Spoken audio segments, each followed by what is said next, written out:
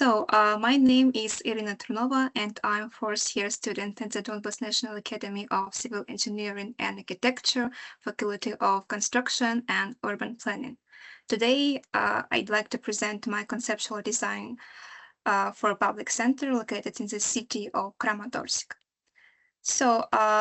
In choosing Kramatorsk as the site for this project, I was guided not only by academic interest, but also by my deep personal connection.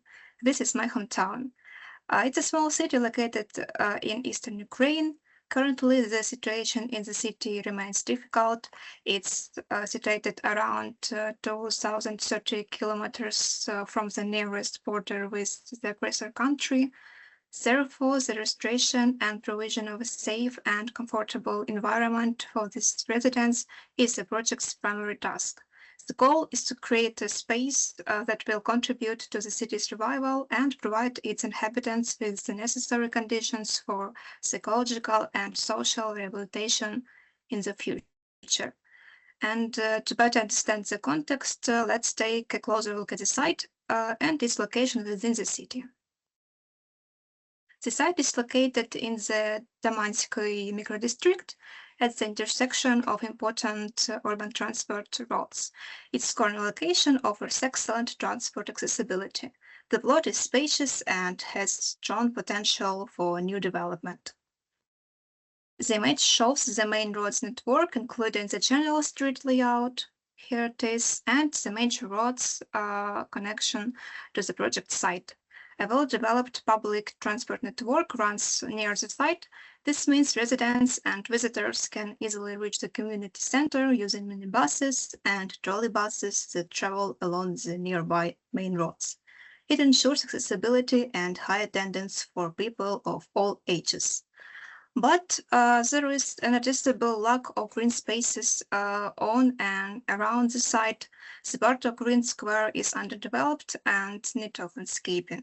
The architectural surroundings are quite uniform, like its stylistic variety. Given the site's prominent position in urban structure, the project could have a significant visual and urban impact. Looking at the surrounding area, we see that it already has strong basic infrastructure, including many grocery stores and retail outlets. However, to create a truly balanced urban environment and improve the quality of life for residents, we must focus on spaces for culture and leisure.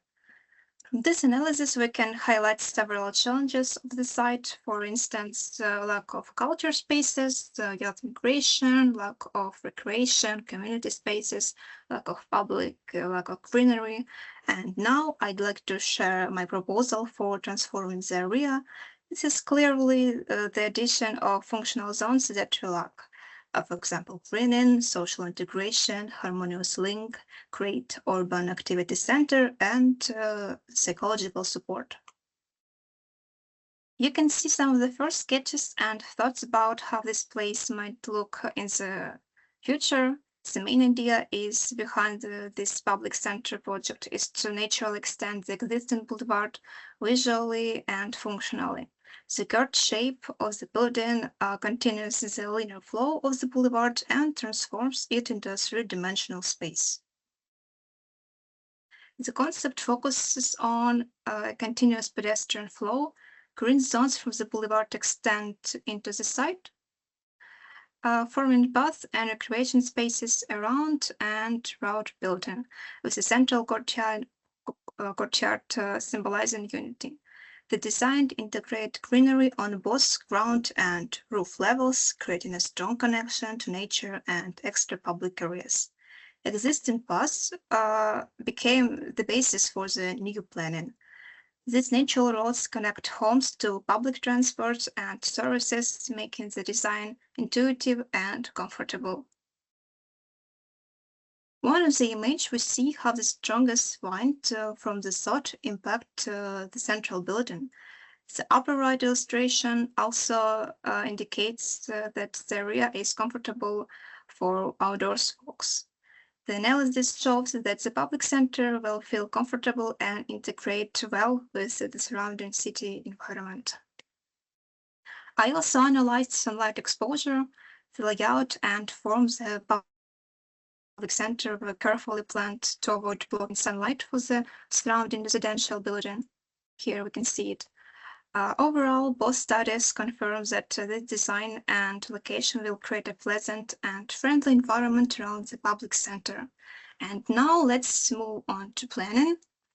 One wing of the first floor includes an open food court and nearby kids area, so parents can relax while keeping an eye on their children. This part of the building also houses a mental health center with room for group and individual therapy, plus a quiet open space for rest and recovery. The second wing is a mini physical rehab center, highlighting the project's focus on both mental and physical well-being. Both wings are connected by crossing entrances, and it's helping the center feel open and well integrated. The oval shape creates the green inner courtyard with walking paths, continuing the atmosphere of the boulevard inside the building. The second floor is a single volume dedicated to creativity, learning, and community activities. It includes a conference halls, library, language classrooms, a computer lab, and workshops for skill building and creative work. There is also an open co-working area designed for informal meeting and idea sharing in relaxed, modern setting.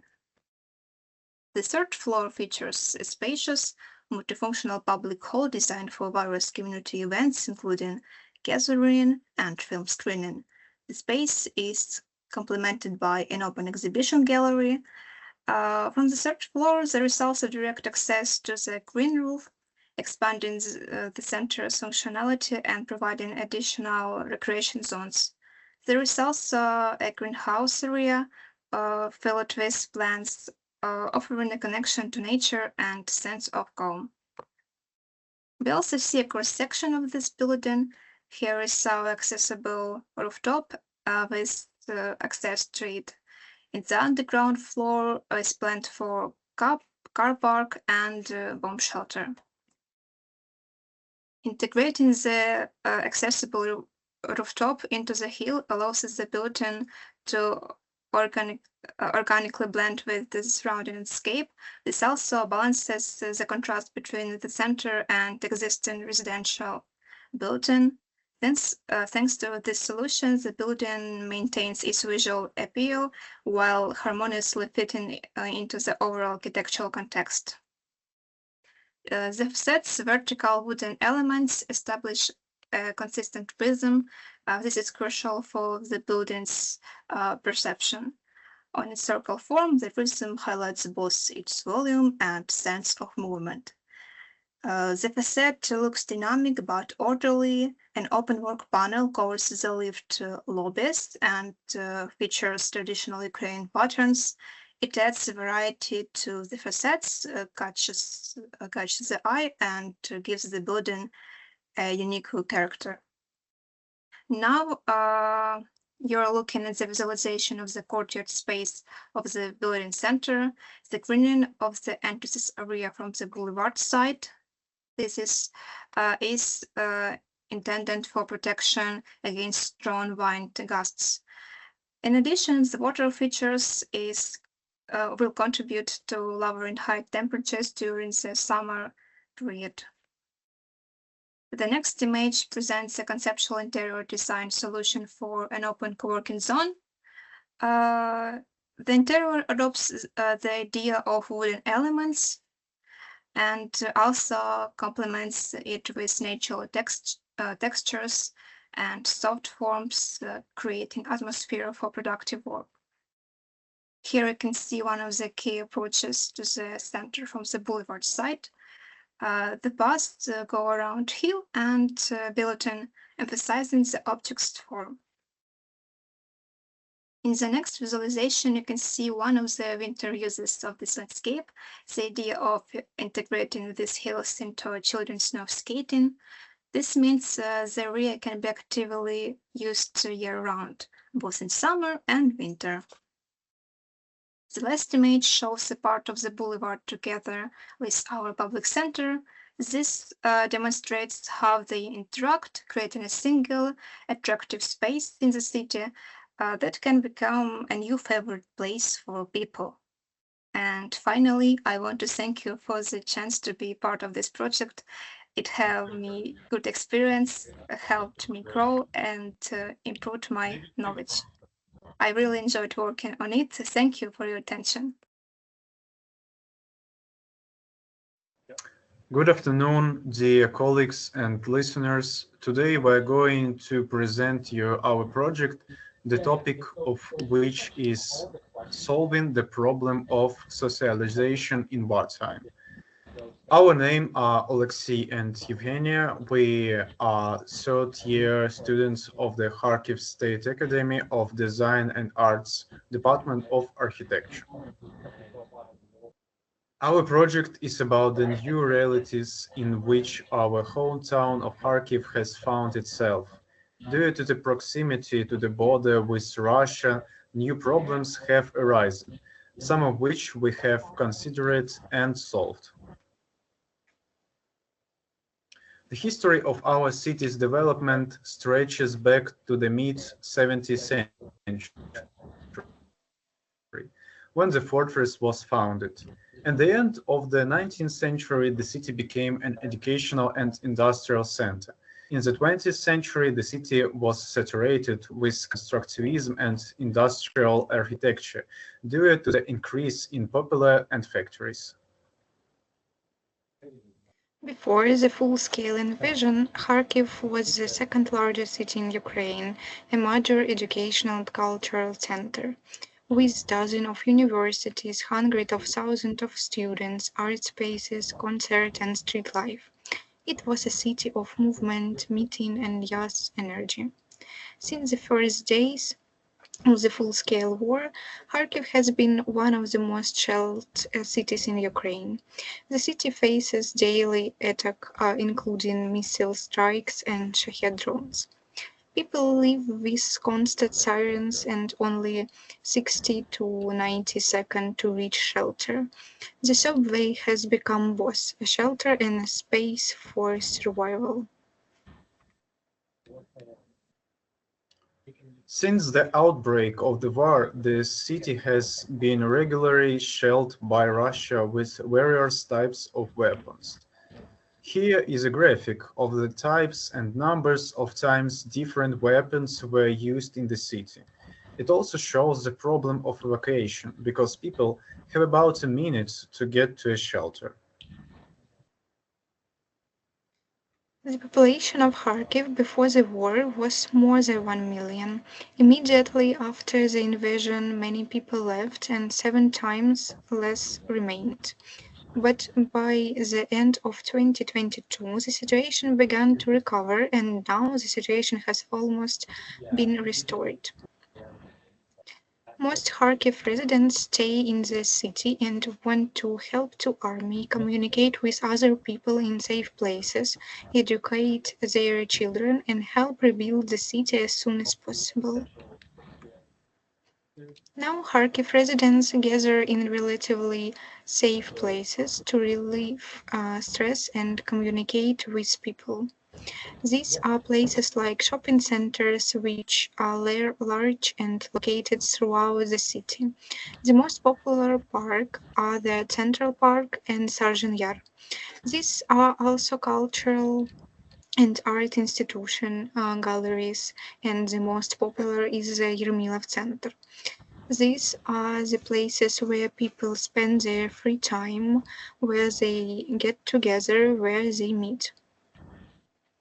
There are other public places that exist in Kharkiv now, but they are few because of the war. These are primarily cultural and educational centers. There are very few working institutions now. These are activities such as drawing and dancing clubs and studio sports section. The situation with kindergartens is even sadder. All state kindergarten are closed, which means parents with young children cannot work. There are private kindergartens, but they are too few and cost many times more. Gastroculture is also one of Kharkiv needs. These are the famous buffet and good time, as well as McDonald's, which are now closed. We choose our site because of the accumulation of unfinished and unused projects that can be used for our project. On the situation, you can see that the site has a park, two large universities, a metro station, a school, and an area of unfinished buildings. Next, we assessed the condition of the new buildings and unfinished projects, that at what stage of construction they are. Most of them are of medium height, from 3 to 10 floors. People's movement roads are now tied to metro station and universities. Based on this, we decided to move along these paths in our planning. We locate the kindergarten next to the metro station for greater safety.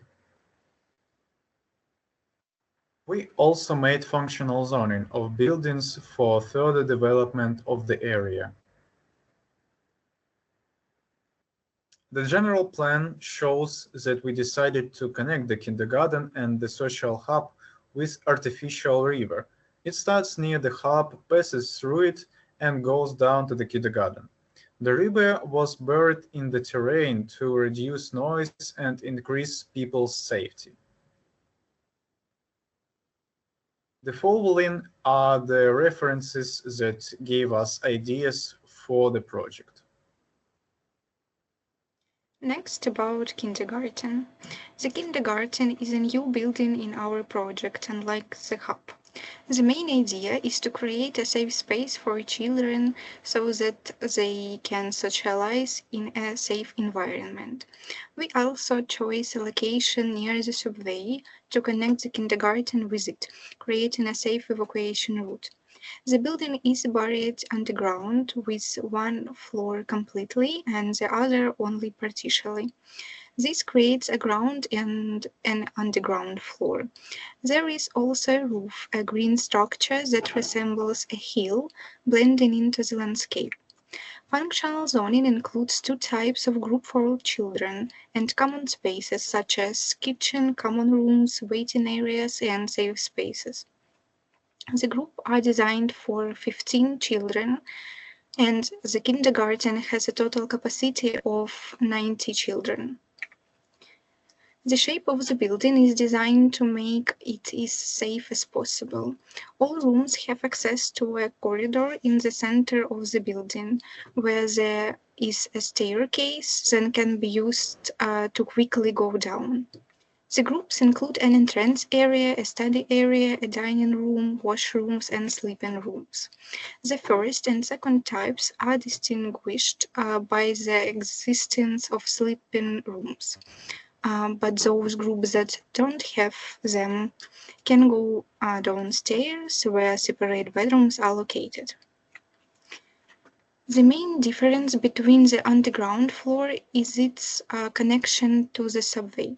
This is a corridor that connects the kindergarten and the subway station and has a buffer zone, a safe space where children and adults can wait out the danger.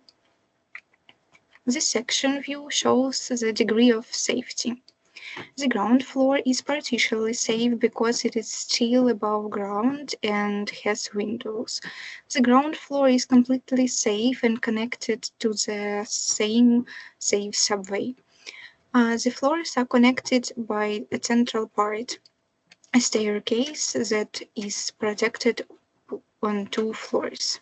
The facades demonstrate two ways to entrance the building. From the main entrance is from the east side, and from the path the connecting the kindergarten and the hub. This is followed by visualization. The view from exterior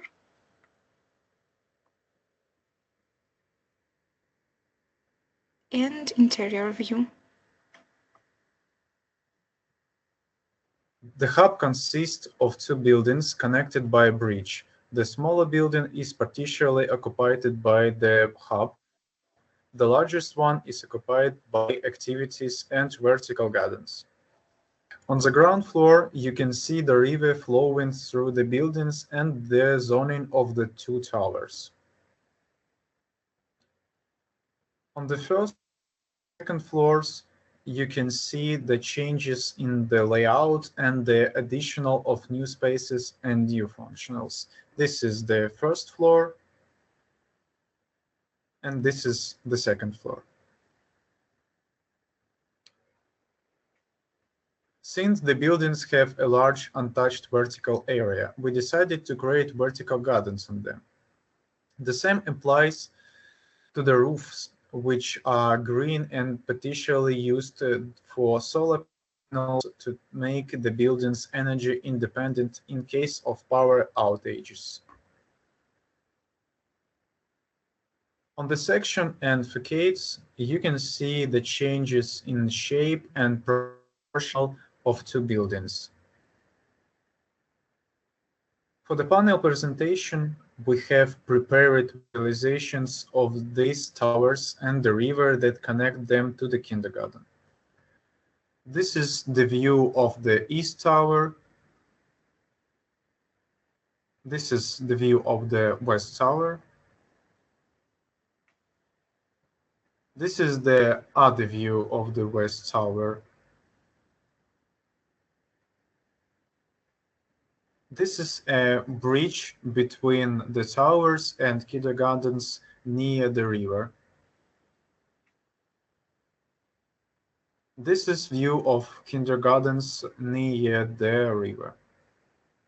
This is the top view. And this is other top view from the towers.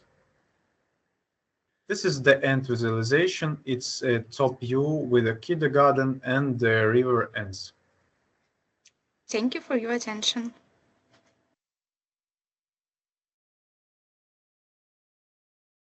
Okay, let's. Так, I'm happy to welcome everyone and present to you my topic, a sustainable master plan proposal for Kherson City using Autodesk Forma. This essence of this project lies in the competition Resilient City, where the goal was to design a master plan for a resident district. But before we begin, let's get acquainted.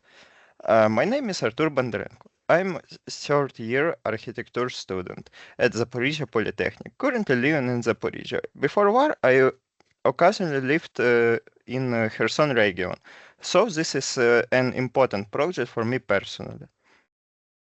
Let me introduce the context. Kherson is a regional city in southern Ukraine, founded in 1778. Its recent history has been difficult. Since February 2022, it was under Russian occupation, but was liberated in November. People are rebuilding it with faith and strength. Here are some photos of the city. These show well-known places in Kherson: the embankment, the former city Duma, and views on the city and the Dnipro River from above. The city has a lot of transport infrastructure that connects it to all cities in Ukraine. Of course, the key nodes are located a bit farther from our side, but this is solved with city transport. Social infrastructure is also important. The site is surrounded by essential facilities: school, kindergartens, medical, and commercial buildings. The location has good transportation connections: trolleybus line, bus road, railways, and river transport. Altogether, this makes the area one of the most promising for development. So let me introduce the project.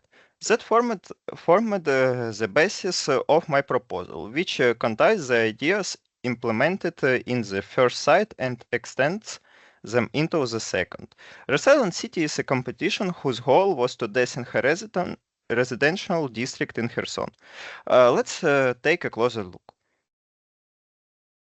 Planning area number 1 is located near the Antonievsky Bridge. From here we had a picture square view of the Dnipro and its waves, which we'll see on the next slide. You can see other photos from the site and some bird life. The concept used for the development is called Stream City. It includes sustainable design, activity public spaces, and most importantly, an interesting wave-shaped layout that reflects the Dnipro River. The wave shape is based on original rectangular blocks, which through transformation become a wave-like structural field with as many sustainable solution as possible. You can see this on slide. These blocks form a building fabric that works well together, create a comfortable living environment. Stick sections are also introduced as to inside height capitally and include a new trolleybus line.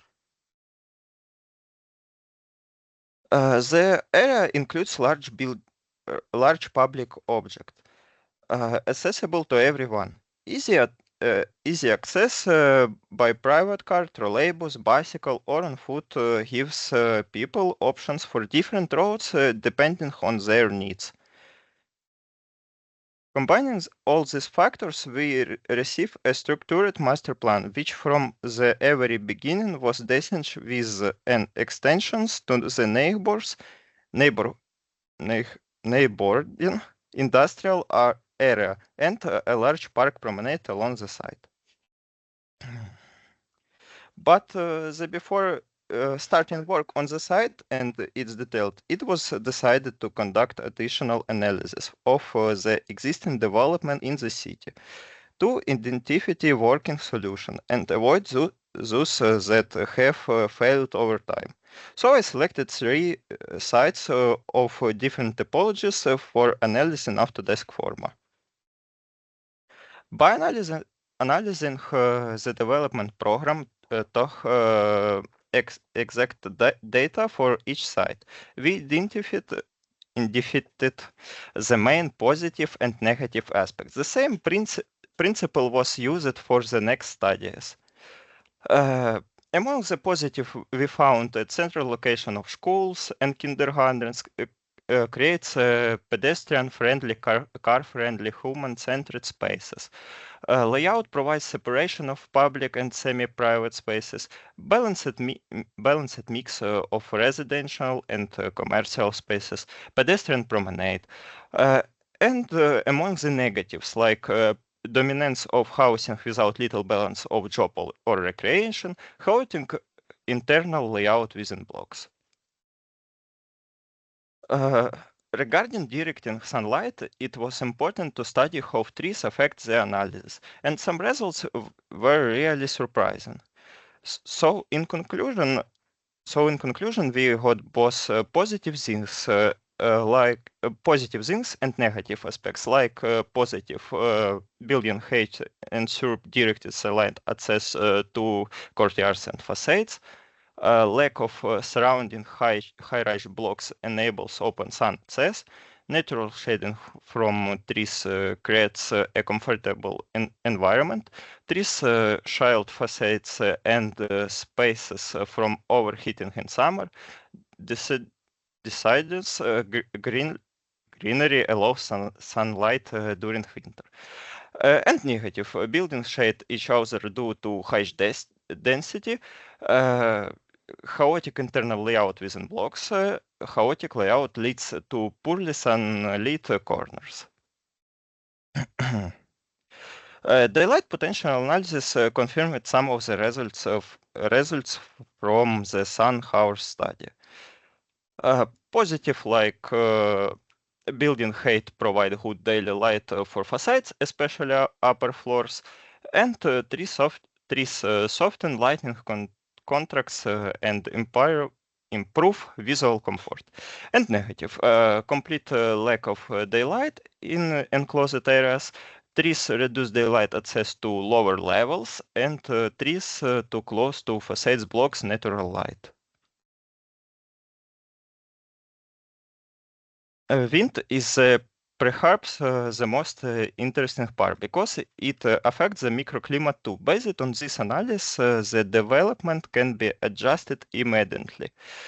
So we have positive like trees reduce wind speed, especially along walkways, built forms create enclosed spaces that block draft, dense blocks reduce wind pressure in courtyards, and wind shadows in narrow spaces create comfort during windy days.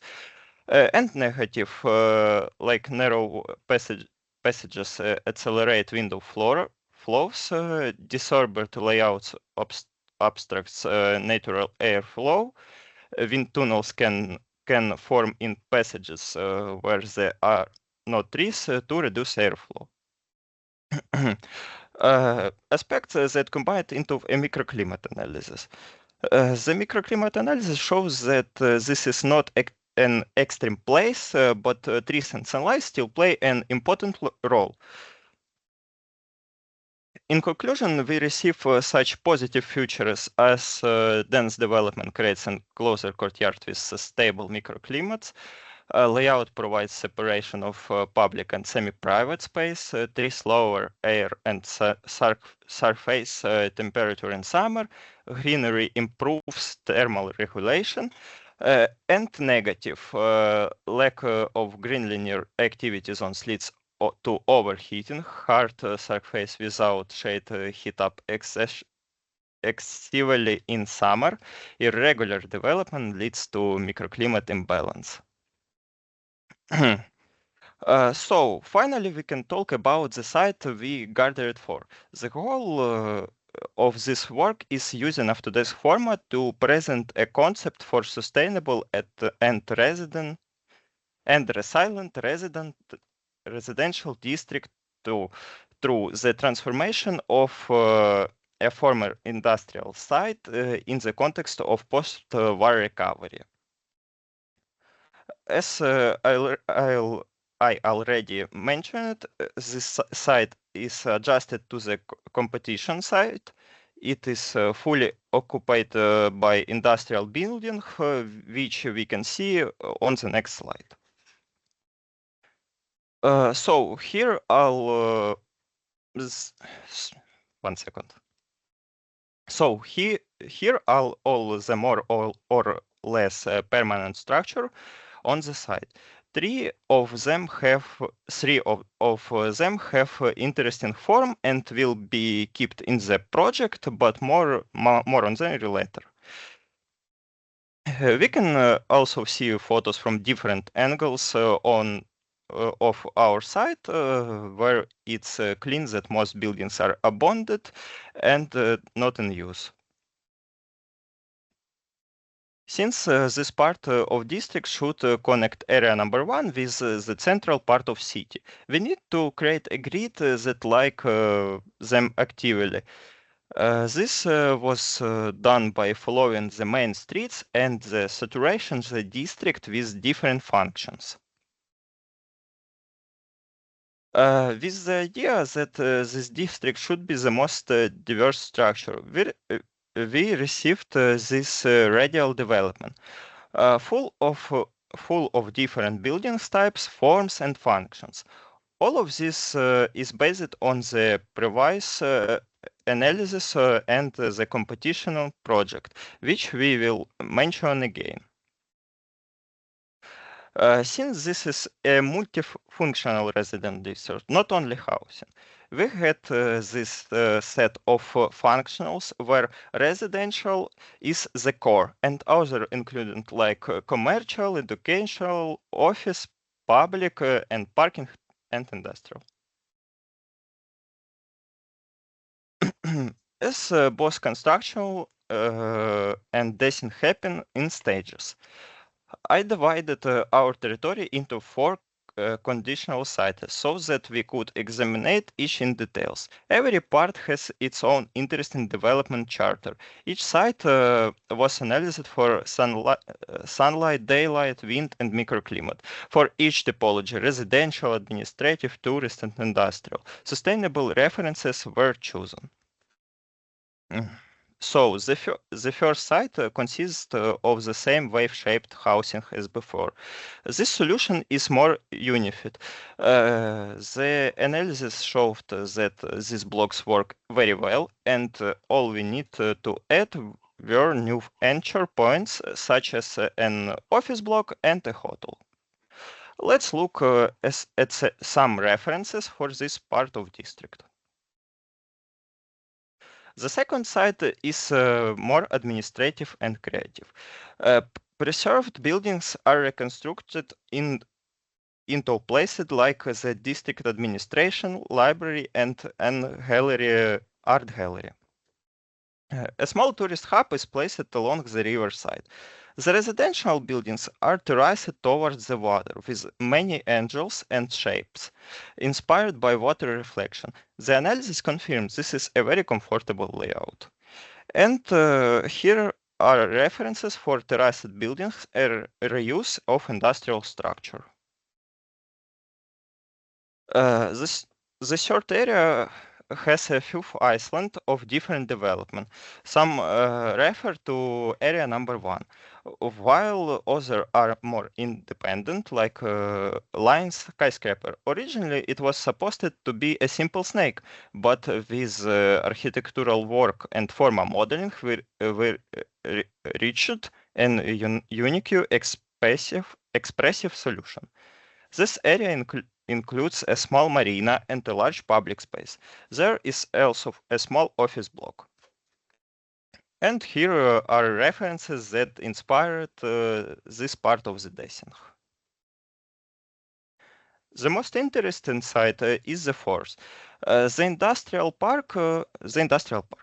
Since the area already includes scattered enterprises, I decided can be regrounded and upgraded to form a new provided zone for clean industries and modern production.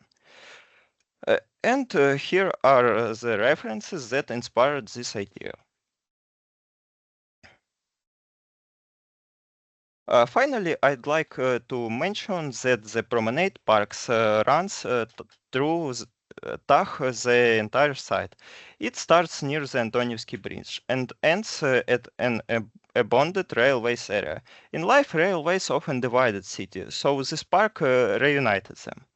It transitions various zones and includes small public areas, such as a railway park, administration square, urban walkway, and park square.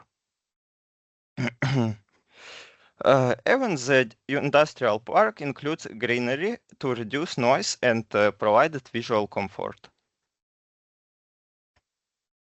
And here are references for various parts of the park. So, to sum up, I'd like to thank you for your attention and show the full symbolic image of the district, which I developed over the course of about 6 months. Thank you. Thank you, Artur. Very nice. Very hard work. So, guys, altogether, we saw 3 beautiful presentations, and please, our students would like to hear feedback from you. So, raise your hand and please.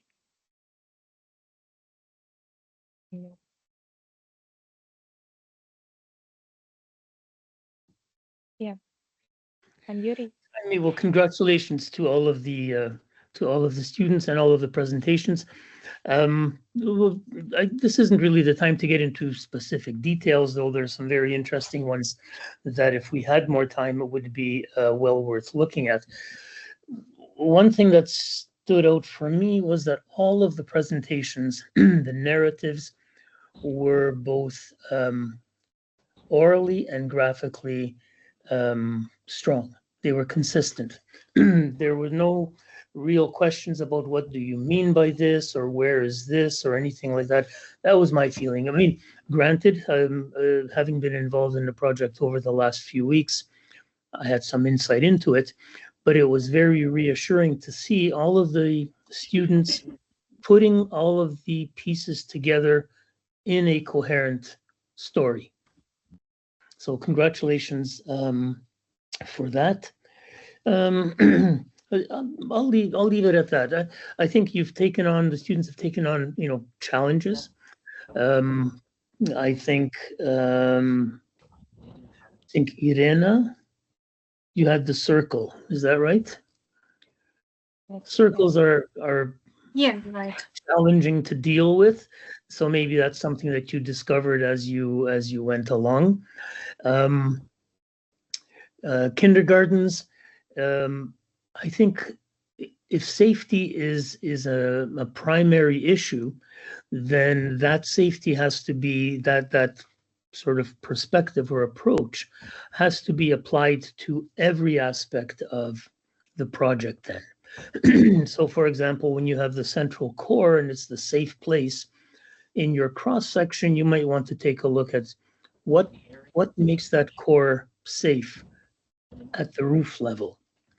Okay. The other thing you might want to consider is the amount of glazing, the amount of windows and the sizes of windows on the ground floor in the kindergarten. Is that the most sort of safest way to approach this? The hub, very interesting, and I think some development has really happened there. It's happened in all cases. The river is still something that I think needs attention. Okay, does anybody in the building really have any kind of interaction with the river? The river connects this project. I think that's a very, very strong idea. Okay, but the hub itself, the hub buildings, needs to have some kind of link to that river. If you took a cross-section, you did a cross-section between the two buildings. If you took a cross-section in the other direction, you would see the space that is occupied by that river. Okay, it's I think in some cases might be just a one-story space, but also the activities on either side of the river kind of block it in. So by all means, the idea of a river connecting the project, going through the landscape, very, very interesting, very useful, I think. But the level of resolution has to be further developed. Well, Artur, I mean, you I think listened very carefully to the various advice that you were given, and you were able to take again all of the bits and pieces of your project and to consolidate them into a useful, meaningful narrative. So, bravo, studente. Thank you, Yuri. Thank you. It's great to have you during this session. Thank you very much. So, guys, who want to add something? Mentors, teachers.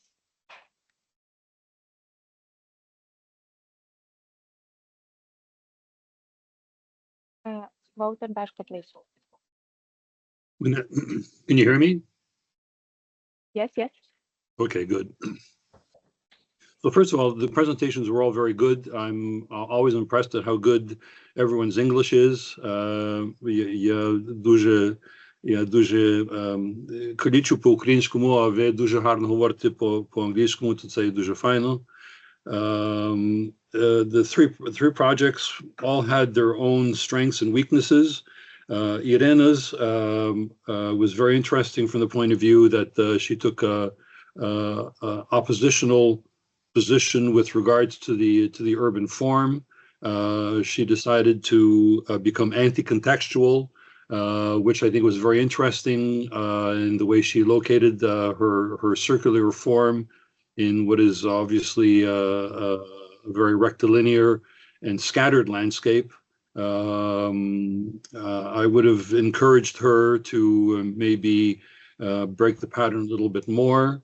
It was a little timid in the way it was located. It might have been a bit more aggressive in terms of its relationship to one or two streets, just to break the pattern even more so. Bringing it closer to one of the streets, I think it could have been create a little bit of tension. And a little bit more tension would have, I think, helped the project a little bit more. But there's a very confident sense in the way she handled the sculptural development of the object, and so I think it's a very strong project. And obviously, there's room for further development. The Kharkiv projects, Oleksii and Evheniya. Again, very interesting. I appreciated the historical context. I think Kharkiv is an outstandingly beautiful city, underappreciated certainly in the West. The kindergarten is an architectural object. I think Yuri's points were also very good. It is the kindergarten is underexplored. It requires far more architectural articulation of the object. Windows is a very good starting point, but there's more than that needs to be done to sort of really push that architectural object as a kindergarten into something that's real and adds to the environment. The rectilinear objects of the hubs, again, I think are underexplored. They seem competent, and the connecting piece of the river is something that again, Yuri's point was very good. It's under-resolved as well.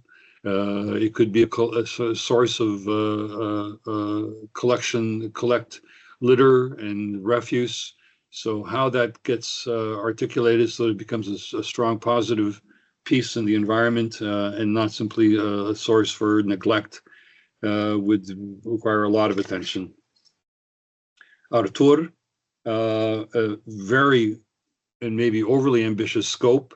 I had problems understanding both sites. Maybe in future, if you could be a little less ambitious and maybe take one site. I don't know. I wasn't involved in the development of the argument, but both sites are very interesting. And the only thing I would add, because time's running out, is that with all the studies that you did, which were all very interesting and very helpful, what might have been useful is a more detailed figure ground study of how these objects help to define spaces in the city or don't define spaces in the city, which I think is very much the case in a lot of suburban Ukrainian cities. The figure ground relationship is very loose. They're not quite pavilions in the park, and certainly they're not quite streets with hard edges defining corridors and squares. So I think that would have been useful and would have made the project a little bit stronger. I would encourage you to look at, as you already did, encourage you to look further at how some of these recent developments outside of Stockholm, outside of Copenhagen, and how they establish themselves in terms of streets and squares. Але на загал дуже похвально і дуже гратулюю. Бажаю дальших успіхів. Thank you, Walter. Thank you. Always nice to see you. Who wants to add something else, please? Shame. Students really need your feedback, need to know that they did a good job. May I say? Sure. Hello, everyone. I would like to congratulate our students. They did a great job. I would like to congratulate with his successful presentations. Especially, I would like congratulate Iryna because she is our student. I would like to say that Iryna is our first bachelor student to participate in this program. Previously, only master's student participated. Therefore, it was a little more difficult for her than for previous students, but she did a great job. I would also like to say thank you with Image Architects for this internship program for our student. It was a wonderful experience for them, a great opportunity to prove themselves. Thank you very much for your cooperation with our academy. Thank you, Konstantin. We didn't even notice that Iryna was on the not a master, but she worked really very hard. Sergey, please. Hi everyone. Today I saw very interesting projects. I want my thank you for your cooperation. This cooperation is very valuable to us. Thank you. Thank you, Sergey. Yeah. I want to mention the Donbas National Academy and Kharkiv Academy of Design and Art. These are two academies that are with us with our research, with our internship since the first session since September 2022, and students are great. Projects are really very good, and what I really like that students always talked about the area they where they are now, where they're living, and the areas that are close to them, and all difficulties that they see around them. They want to improve it, and it's inspiring. It's something that they all should think about. And thank you, everyone, for joining us today. 1, 2, 3. Was want to say something? Maybe someone. Oh, okay, guys. Thank you so much to join us today, and I hope to see you on our 7th session. Do not. Thank you so much. Thank you.